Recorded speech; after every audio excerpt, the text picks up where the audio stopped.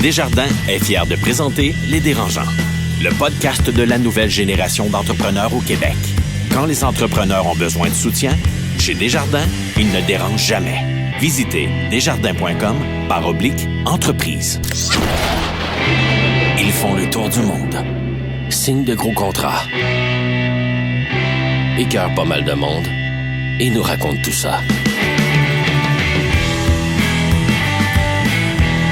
Voici Les Dérangeants.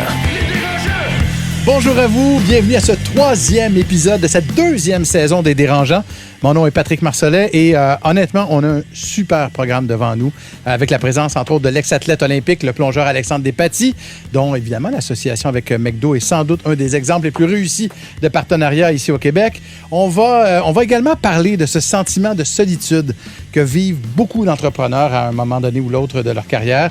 Et c'est à Alex Mency, cofondateur et vice-président exécutif chez Mango Software, Carlo Coccaro, fondateur PDG de Mathémo Monde et aidersonenfant.com, et Marie-Philippe, fondatrice de chez Chic Marie.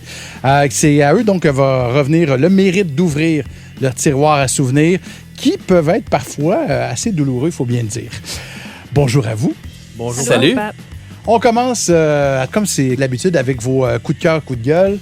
Et comme on a 2 coups de gueule et un coup de cœur, on va débuter avec un coup de gueule en partant. Marie?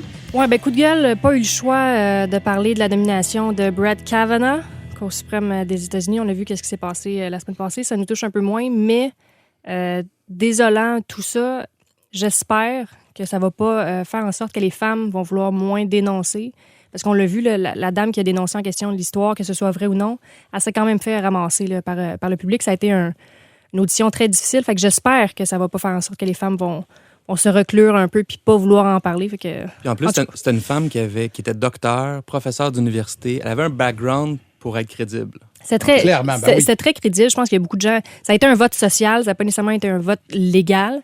Moi, j'ai fini mon droit, pour ceux qui le savent, en 2011. Puis même à l'époque, ça fait déjà 7-8 ans. C'était hyper difficile de prouver des agressions sexuelles. C'est souvent la parole de l'un versus l'autre parce qu'il n'y a pas de preuves.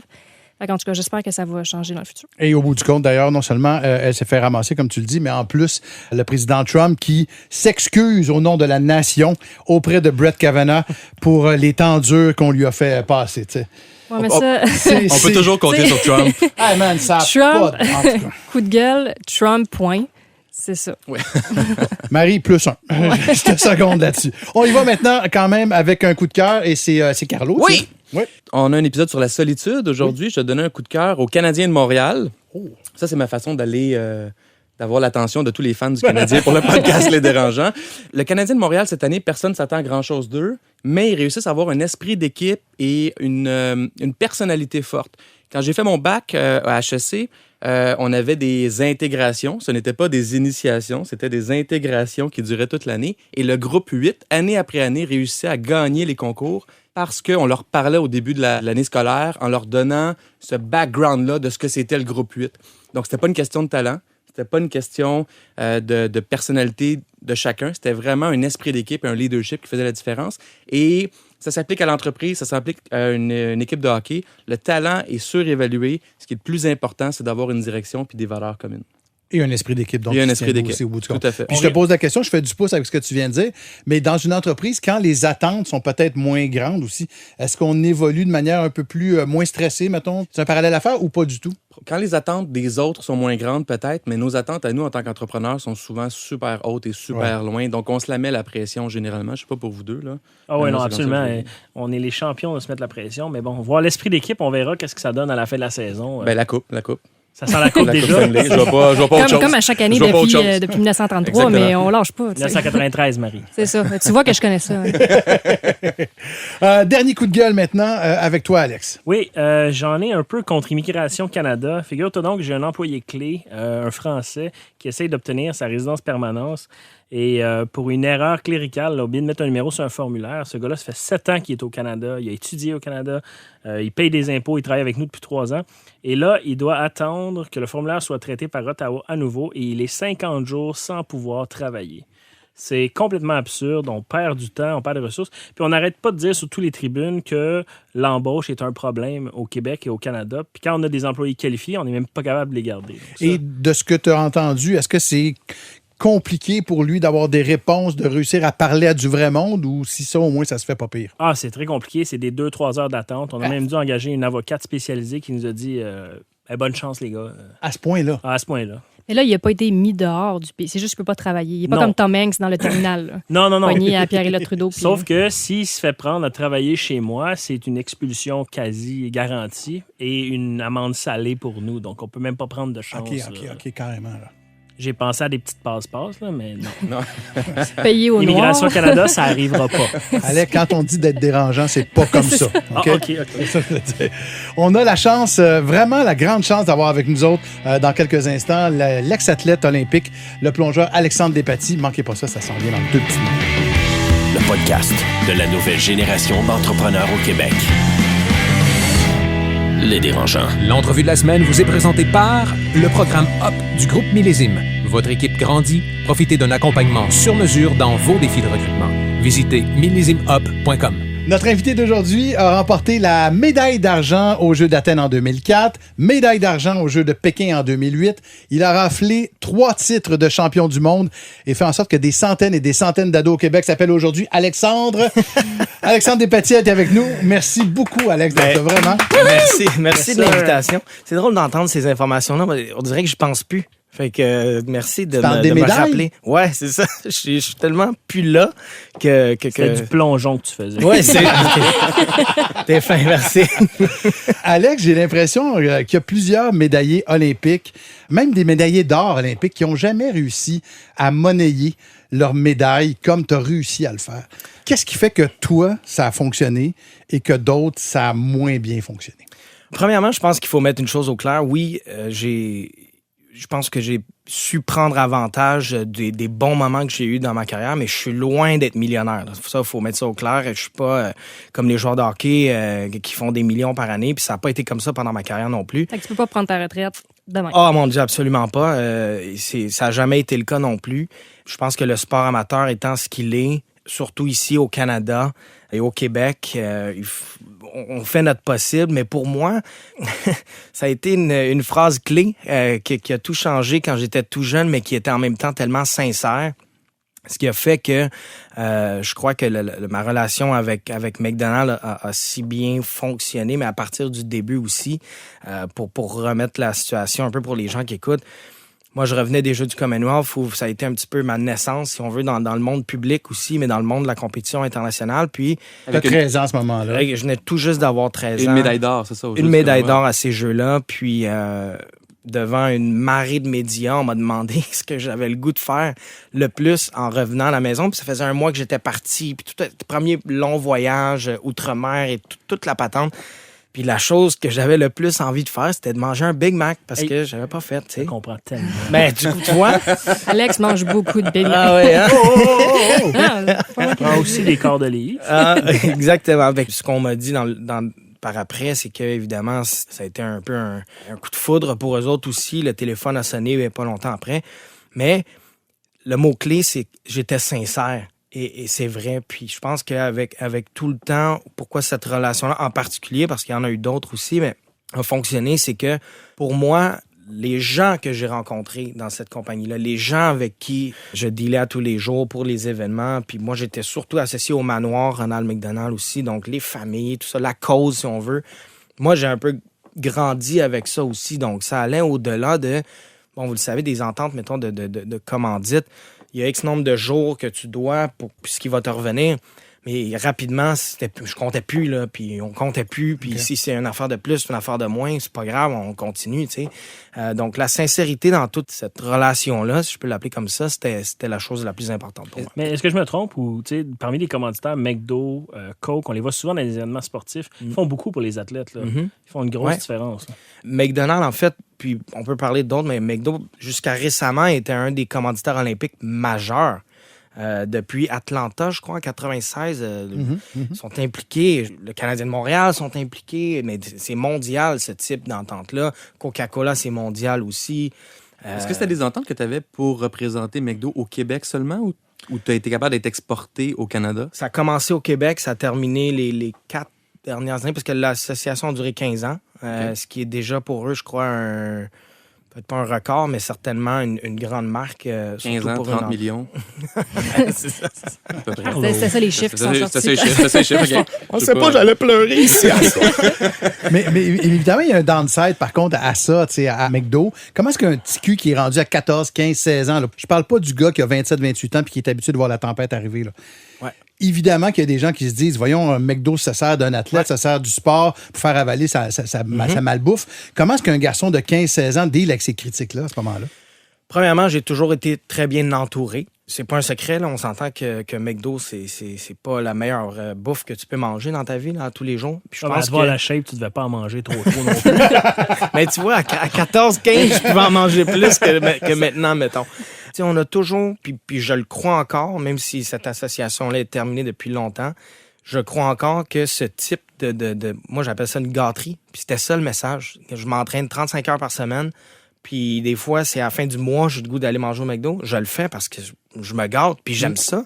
Puis comme bien des gens aussi, c'est ça. T'sais, on y va pas trop souvent, mais quand on y va, c'est pour se faire plaisir. Ouais. Puis tout est dans l'équilibre. Oui, je pense que aussi le fait que des compagnies comme celle-là, Coca-Cola n'est pas mieux, ou je pense qu'aucun de ces autres types de produits est mieux en termes de santé, si on veut. Mais ça s'associe à des gens qui sont dans le sport. Pourquoi? Parce qu'il y a un équilibre à faire aussi. Je pense, moi, c'était ça le message. Je le crois encore, puis je pense que ça devrait être comme ça pour monsieur, madame, tout le monde. Pas besoin de t'entraîner 35 heures semaine pour te dire qu'une fois de temps en temps, tu as le goût de manger un Big Mac. C'est correct, là. Mm-hmm. Et tantôt, tu disais, tu avais été entouré, justement, quand tu as eu l'entente avec McDo. Tu sais, quand tu es jeune, je sais pas, 13, 14, 15 ans, puis tu as une entente de commandite, il y a de l'argent qui vient avec ça. Ouais. T'avais-tu un conseiller financier qui t'aidait ou tes parents? C'était mon père. Ouais, c'est ça. Ça a toujours été mon père, encore aujourd'hui. Mon père est un homme d'affaires, si on veut. Donc, c'est lui qui a été un peu mon agent pendant que j'étais athlète. Moi, aujourd'hui, dans le monde des médias, parce que c'est plus requin encore que dans le monde du sport, puis il n'y avait pas les qualificatifs pour ça, je crois. Lui non plus, fait que je ne fais pas juste le blâmer. Mais quand j'étais athlète, ça a fonctionné. Et puis, lui s'est assuré. Puis j'ai toujours dit, s'il n'avait pas été là, mon père, en termes des contrats que j'ai, parce que je veux dire, à 13 ans, 14 ans, je gagnais ma vie. Pas je gagnais ma vie pour devenir millionnaire, ça, on a mis ça clair, mais je gagnais ma vie, surtout pour un jeune de 14 ans. Donc, toujours été là pour me faire comprendre la valeur de l'argent, l'importance d'en garder, l'importance d'en mettre de côté. On s'est mis certains objectifs ensemble pour dire, quand je vais avoir terminé ma carrière de plongeon, je veux avoir tant d'argent dans mon compte de banque, tu sais. Puis, mon père a toujours été là, puis ma première carte de crédit, puis que je dépensais, puis il y a des mois que je dépensais plus, il me le disait. Écoute, tranquille. Y a-tu une année que t'es parti à Go, là? Non. Non, je suis pas... Je sais pas, d'un hôtel, 4000 $. Non, parce que je suis pas non, mais moi, c'est le seul image des gars, tu sais, qui partent à Go, puis à Vegas, ouais. Comme dans Hangover. Non, je suis pas dépenseux comme ça. Puis ça, c'est de la faute à mon père aussi. Puis je dis de la faute, mais en fait, c'est positif là, comme terme parce que il m'a tellement un peu transféré des mini-insécurités que quand je dépense les chiffres, je les calcule, là, tu sais. Puis je sais ce qui rentre, je sais ce qui sort, mais moi, je compte plus loin, puis je regarde plus loin tout le temps. Donc, mes dépenses sont assez calculées. Puis même si je sais au plus fond de moi-même que, bon, si jamais ça me tentait de partir sur une gauche, je peux le faire, puis ça, tu sais, ma vie n'arrêtera pas comme ça. J'ai pas ce réflexe-là de le faire non plus, là. Alors, tu te sens pas bien, là, faire une grosse dépense, là, une fois. Ah non, je suis coupable. Ah oui, je me sens très coupable. Ouais. C'est bon, ça. Ouais. Alex, dans quelques instants, avec les trois dérangeants, on va se parler de la solitude, entre autres, chez les entrepreneurs. Mm-hmm. Je veux parler de la solitude que tu as dû vivre à un moment donné, toi, tout seul, sur un tremplin. Mm-hmm.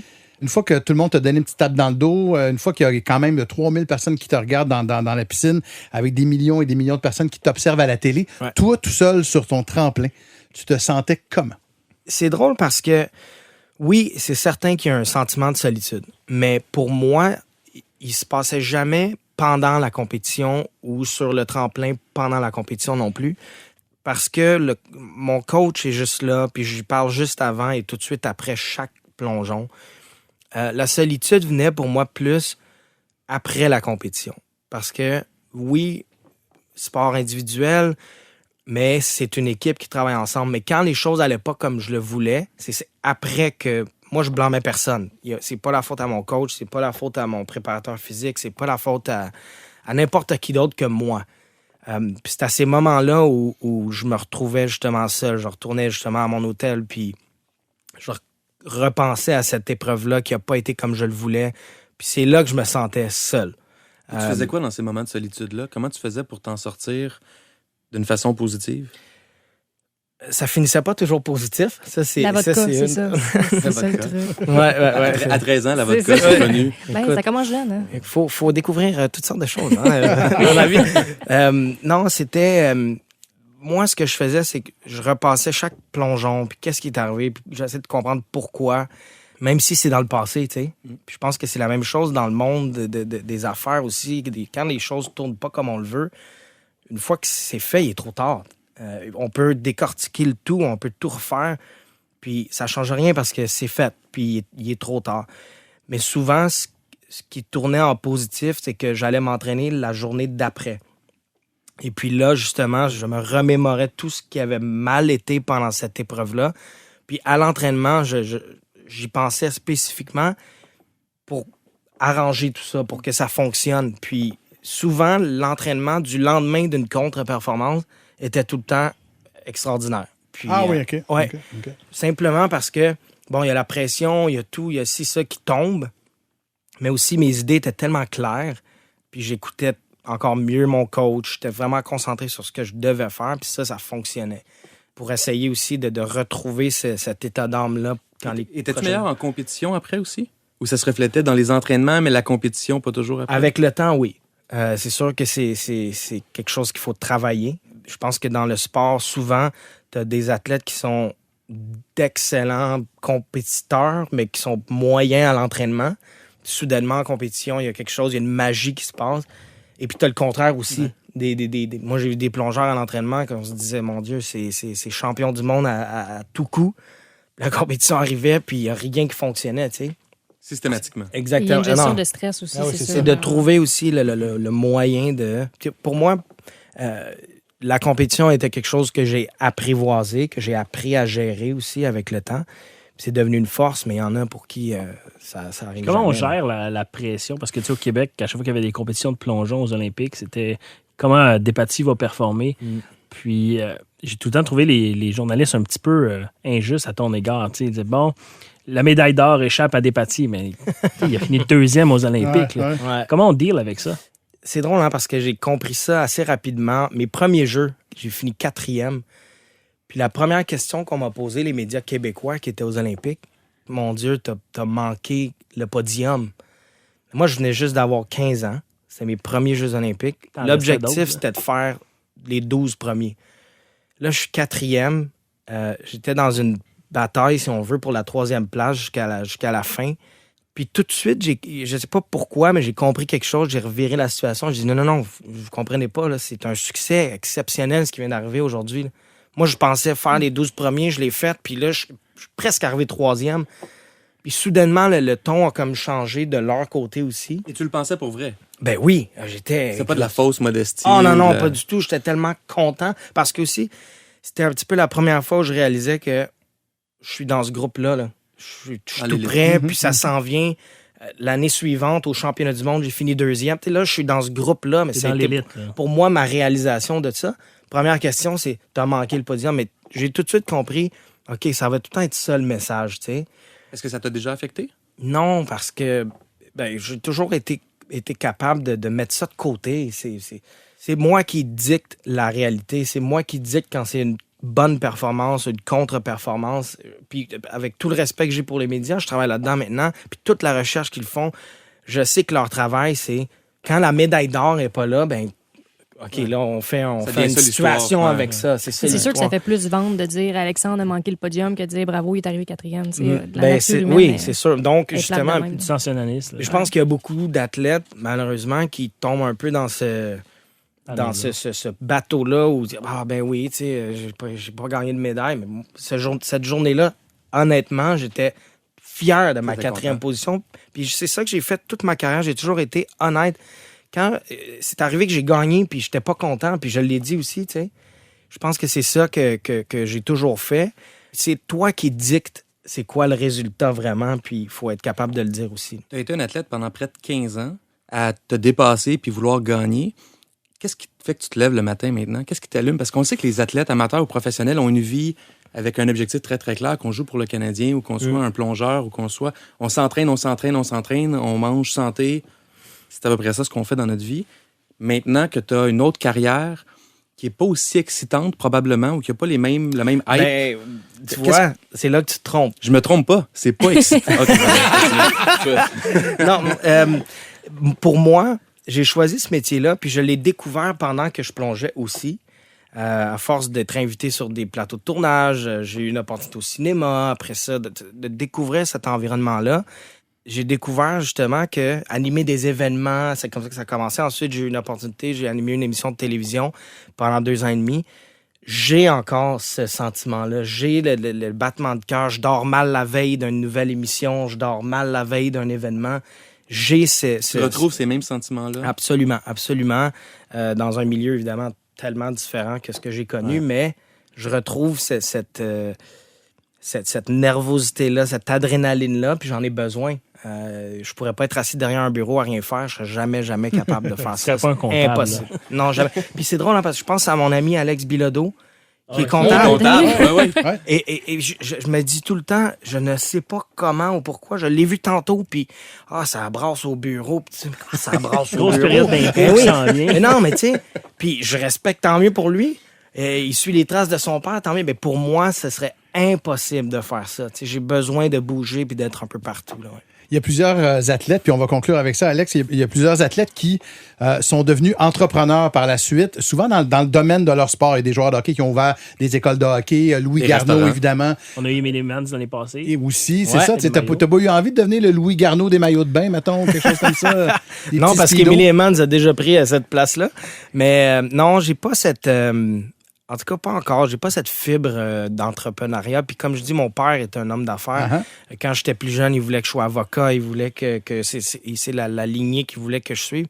J'ai pas ça en moi. J'ai plein d'amis. Je manque pas d'opportunités non plus de gens qui me l'ont demandé, mais j'ai pas cette fibre-là. Peut-être que j'ai besoin d'un micro, d'une caméra devant moi, puis c'est ça que ça Il est me plus prend pour artistique. être heureux. Ouais. C'est J'aurais voulu être un artiste. Alex Despatie. Clairement pas la chanson. Non, En tout du cas, tout, va pas non, là. non plus, non plus. La pas voix, là. oublie ça. Là. Non. Merci beaucoup Merci d'être à vous passé autres. par Merci notre beaucoup. studio ici avec les dérangeants. Puis moi, je te le dis, en 2000, j'étais content pour toi, 4e. Ah, Je te le t'es dis. fin. Pat, merci. Moi, j'avais compris, Alex. T'es fin, Pat. Alexandre Despatie, donc, avec nous. Bougez pas dans quelques instants. On va aborder un sujet, j'ai envie de dire, extrêmement tabou, qui est la solitude chez les entrepreneurs. Le podcast de la nouvelle génération d'entrepreneurs au Québec. Les dérangeants.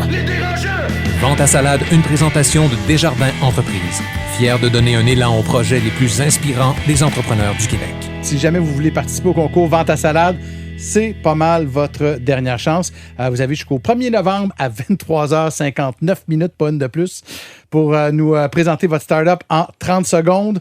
Et à compter du prochain épisode, on va vous présenter tour à tour les 10 projets finalistes. Et vous, chers auditeurs, vous allez pouvoir voter pour le projet de votre choix. Vous allez choisir un gagnant. Les dérangeants, vous allez en choisir un autre également. Ce qui veut dire qu'il y aura donc 2 personnes qui vont mériter une formation bootcamp à l'École d'entrepreneurship de la Beauce, valeur de 1 300 $ chacune. C'est bien ça, Carlo? C'est exactement ça. Profitez-en, faites-vous connaître. Puis en plus, il y a un prix dans une école d'entrepreneuriat qui est extraordinaire au Québec. Tout ça offert par Desjardins. Vente à salade, un segment créé avec Desjardins Entreprises. T'aimerais présenter ta start-up à nos auditeurs? Pas 30 secondes. Visite lesdérangeants.com/vente à salade. Les dérangeants. De retour aux dérangeants avec Marie-Philippe, Carlo et Alex. Je veux qu'on aborde un thème qui, je pense, qui est assez tabou parce que, en tout cas, on a souvent l'impression, du moins dans l'imaginaire grand public, le mien, on a l'impression que la profession d'entrepreneur, c'est quelque chose d'extrêmement glamour. C'est quelque chose on vous voit dans des 5 à 7, on vous voit avec une vie de jet set, le champagne. Et je pense à vous côtoyer puis à vous entendre parler que c'est pas tout à fait ça. Et qu'il y a une grande partie de solitude qui vient avec votre boulot. Est-ce que je me trompe? D'un côté, le succès attire le succès. Donc, on doit avoir l'air d'avoir du succès tout le temps. Puis je pense que René Angélil avait cette philosophie-là, d'être toujours bien habillé, d'avoir l'air avoir du succès pour Genre signer des gros deals. Le fake it till you make it. Là. Exactement. Moi, j'étais un pro là-dedans. Mais à l'opposé, c'est que c'est pas vrai du tout, que tout va bien tout le temps. Puis il y a des moments où on a besoin d'aide, besoin d'un coup de pouce, besoin de ressources qu'on n'a pas ou qu'on a mais qu'on va pas chercher. Puis c'est là où ce que les gens voient et la réalité, il y a toujours un écart. Et donc, ce que je comprends, puis on va revenir tout à l'heure à des anecdotes de solitude que vous avez chacun vécues, mais ce que je comprends, c'est qu'il y a une partie de votre job qui est aussi, entre guillemets, une job d'acteur et d'actrice. Ouais, je dirais pas jusqu'à acteur et actrice, mais c'est juste qu'à un moment donné, quand ça va tout le temps mal, il n'y a personne qui veut t'entendre chialer tout le temps. Puis on est des êtres humains. Là. Des fois, lâcher son fou un peu ou comme respirer puis vivre, ça vaut la peine puis ça fait du bien. Là. Moi, en tout cas, j'ai besoin de ça. Là, je trouve. En plus, oui, mais ça met le monde mal à l'aise. Tu sais, quand tu dis à des amis qui sont pas nécessairement entrepreneurs, même des amis entrepreneurs, tu leur dis « Ouais, ça, c'est un bout de tough », les gens disent « Ah, OK, oui. » Genre la question « Comment ça va? » Ouais, ça va pas. Moi, ma réponse, c'est personne qui veut vraiment entendre quelqu'un ça. qui me demande comment ça va super bien. Ouais. Okay. Parce qu'ils Tout le comprennent temps. pas de toute façon. Puis là, ils sont comme, pourquoi j'ai posé cette question-là? Exactement. Tu sais, c'est touché parce que quand t'as une job normale, si ton boss se fait chier, tu peux aller le bitcher à la limite avec tes collègues de travail. Tu peux en parler à ta blonde ou à... Tu sais, les gens comprennent. Quand t'es entrepreneur, tu peux pas aller dire à tes employés hey, ça va vraiment mal, la semaine prochaine, le payroll, pas sûr d'être capable de le faire. Tu sais, ils veulent pas entendre ça. T'as pas de boss, fait que tu peux pas en parler avec quelqu'un d'autre. Tu peux pas en parler à tes managers parce que c'est pas des amis, c'est des employés. Ta famille comprend pas, tes amis comprennent pas. Fait que ça fait vraiment un cercle restreint de gens qui tu peux parler. Tu sais. Ouais, puis moi, combien de fois j'en parlais des fois à mes parents, puis t'as pas le goût de te prendre une job au gouvernement? Au gouvernement, en plus. Tu sais, la mentalité des gens, ils comprennent pas des fois pourquoi est-ce qu'on fait ce sacrifice-là. Là. Fait que donc, il y a une partie de solitude qui est due à l'incompréhension de nos proches, de nos collègues. Être entrepreneur, c'est inventer quelque chose qui n'existe pas, globalement. Ouais. Donc, il n'y a pas beaucoup de gens qui peuvent comprendre ça. Puis c'est là où, quand on vit ces périodes de solitude-là ou de défis-là, moi, j'en ai eu plusieurs. Puis dans les dernières années, j'en ai eu avec des ventes super difficiles, un bénéfice net vraiment difficile, voire négatif. En fait, négatif. Puis à un moment donné, moi, j'ai toujours dit avant cette période-là, je disais, moi, je suis pas stressé dans la vie. Il n'y a pas grand-chose qui me stresse. Mais cette période-là m'a beaucoup stressé. Puis là, je me suis rendu compte, OK, c'est pas vrai ce que tu racontes, Carlo.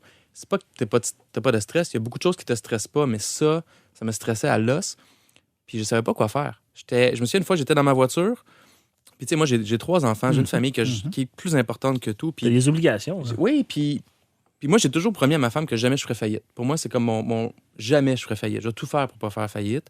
Je vivais ce moment-là en me disant, OK, là, je vois même plus la solution. Tu sais, je vois les problèmes, puis je vois plus le chemin pour me rendre à la sortie de ces problèmes-là. Ça, c'était extrêmement anxiogène pour moi. Puis à peu près en même temps, dans mon auto, il y a quelqu'un qui m'a appelé ou quelqu'un que j'ai appelé. Je me souviens même plus c'est quoi qui est arrivé. Quelqu'un de confiance qui pouvait plus comprendre. Puis là, j'ai exprimé. Puis tu sais, je suis très proche de mes émotions. Là. Je suis de naturel très, très facile à parler de mes émotions. Puis là, j'ai dit à cette personne-là que je sentais que je pouvais être en confiance avec elle. Regarde, ça va vraiment pas. Là. Je sais pas, je m'en vais pas en tout avec ça. Puis il connaissait un peu ce que je faisais. Et en quelques phrases, il a pu me dire, regarde, calme-toi, Carlo, il y a des choses que tu peux faire, puis ça va aller. Puis on a discuté un peu plus longtemps que ça, mais ça a fait un monde de différence. Fait que Alexandre Despatie en parlait, il a tendance à s'isoler après les contre-performances. Les entrepreneurs, je ne sais pas s'ils font tous ça, mais moi, je fais ça. Il faut faire le contraire. Okay. C'est correct de réfléchir, de s'isoler, de prendre des notes, de s'améliorer, puis de voir qu'est-ce qu'on peut faire de mieux. Mais le plus on en parle, le mieux ça va après. Mais tu sais, il faut choisir à qui on en parle. Moi, tellement, c'est arrivé souvent tellement. que j'en ai parlé avec des membres de ma famille plus éloignés. Puis première chose qu'ils vont te dire, c'est « Ouais, mais tu sais, tu as fait ce choix-là, fait qu'il faut un peu que tu t'assumes. » Quelle réponse de comme, merde. fuck you. Ben oui. Tu te sens vraiment encore plus seul, puis tu fais, ben parfait, moi, j'en parlerai plus. Tu sais, je me rappelle un autre. Ça, c'est pas contre personne, mais je me rappelle, on faisait un souper de filles. Puis, tu sais, quand tu es entrepreneur des premières années, c'est bien rare que tu vas être sur un coffre d'argent puis tu vas compter tes écus le soir. Tu vas avoir des chèques NSF, tu vas avoir de la misère à payer tes fournisseurs, les payes, ça va. À chaque semaine de paye, tu es un petit peu plus stressé que la veille. Comptabilité créative. Comptabilité, puis, tu sais, trouver des façons de trouver de l'argent, puis etc. Puis, moi, je me rappelle, on faisait un souper de filles, puis les filles parlaient de leur REER, tu sais, comment ils mettaient de l'argent dans leur REER. Je me sentais, mais tellement loin de leur réalité. J'ai pas de REER.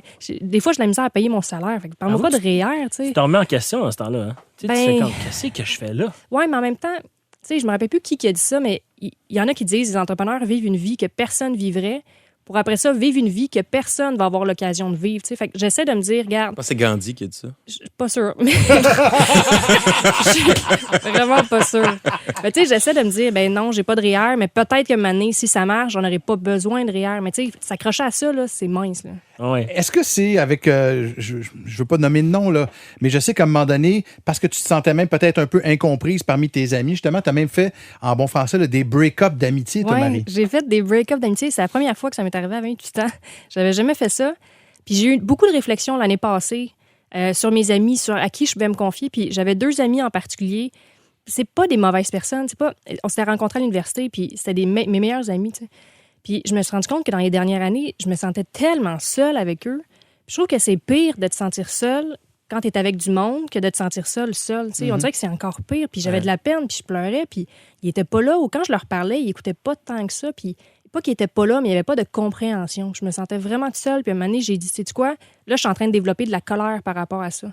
Parce que j'avais des attentes envers eux. J'avais besoin qu'ils soient là pour moi, puis ils étaient pas là. Fait que j'ai dit, c'est pas de votre faute. Je vous souhaite une bonne vie. Mais moi, pour l'instant, ça me suffit pas. C'est pas assez. Okay. Puis il a fallu que je fasse ça. Puis c'est plate, mais me retrouver devant plus de meilleurs amis, bien, ça fait en sorte que j'ai été obligée d'aller voir d'autres gens pour avoir un nouveau réseau. Puis depuis ce temps-là, bien, là, j'ai plein d'amis entrepreneurs avec lesquels je peux parler. Puis ça a été malheureusement un mal pour un bien. Tu sais. OK.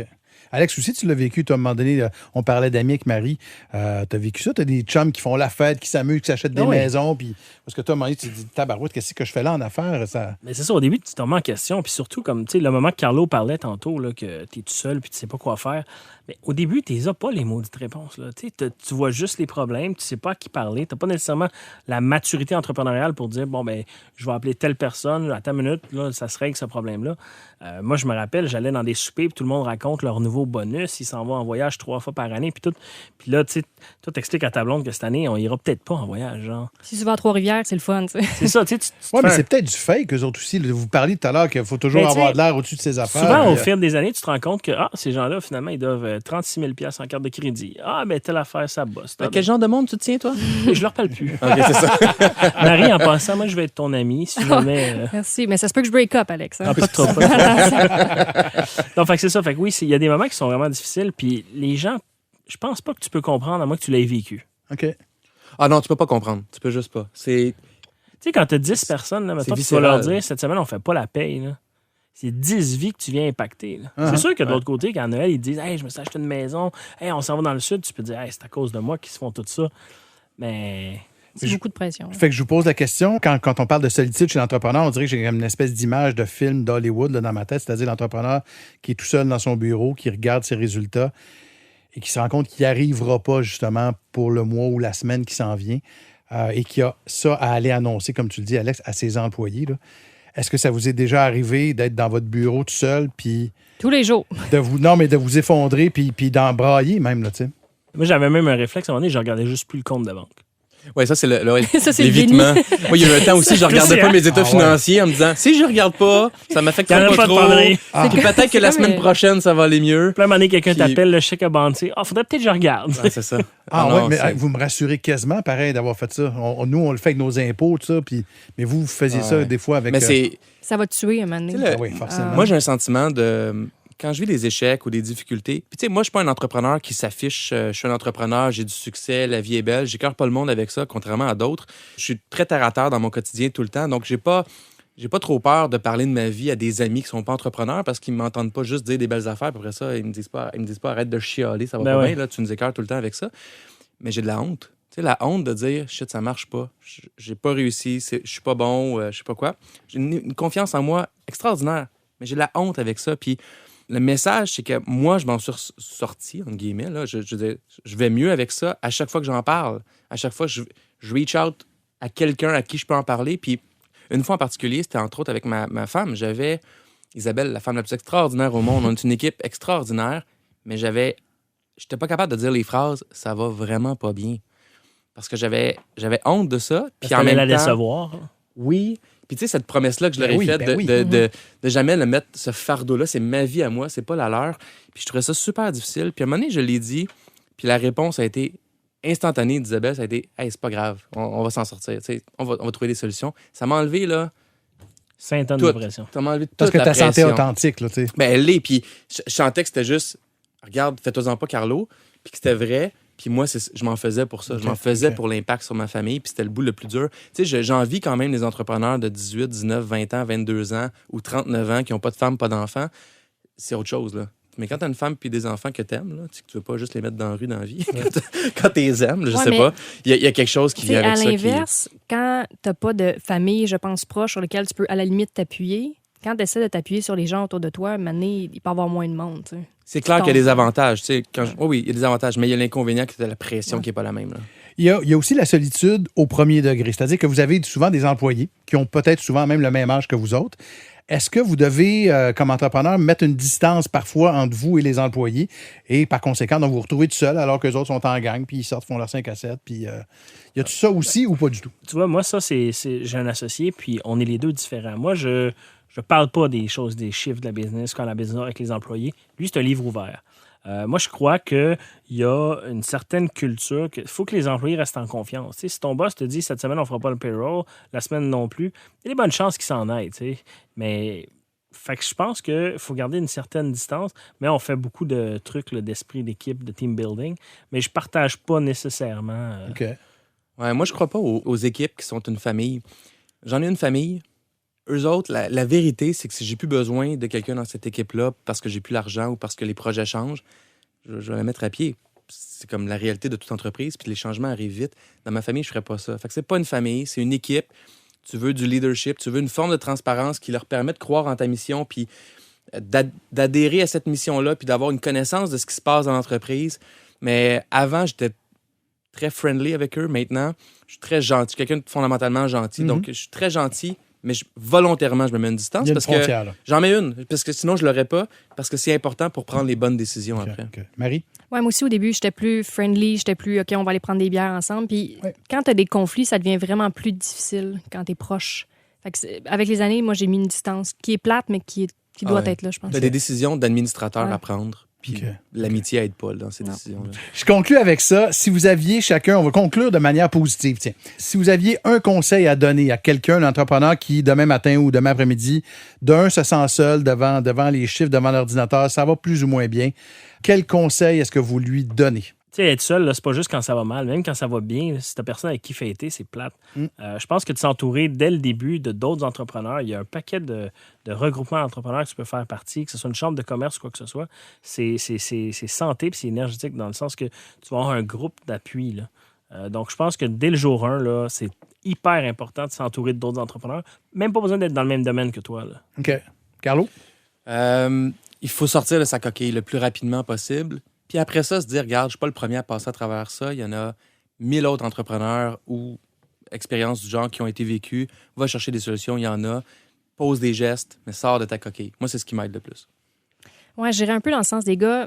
Essayez de. Surtout quand tu as des journées qui sont vraiment difficiles, essayez de juste. Tu t'en vas. T'sais, reste pas au bureau, ça sert à rien. Là. Si t'es pas là, si t'as pas la tête là, puis ça va pas bien, va-t'en, fais d'autres choses. Va voir des amis, va prendre une bière juste pour te changer d'idée. D'habitude, ça se replace.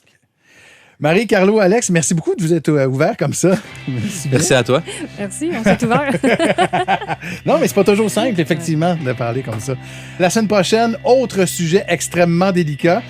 Il se passe quoi, tabarouette, quand j'aille mes clients? Ça arrive-tu, ça? Ça arrive. Ah ouais, hein? Ça arrive au meilleur. Ça arrive très souvent. La suite, la semaine prochaine, dans le 4e épisode des Dérangeants. Bye, merci tout le monde. Le podcast de la nouvelle génération d'entrepreneurs au Québec. Les Dérangeants. Les Dérangeants!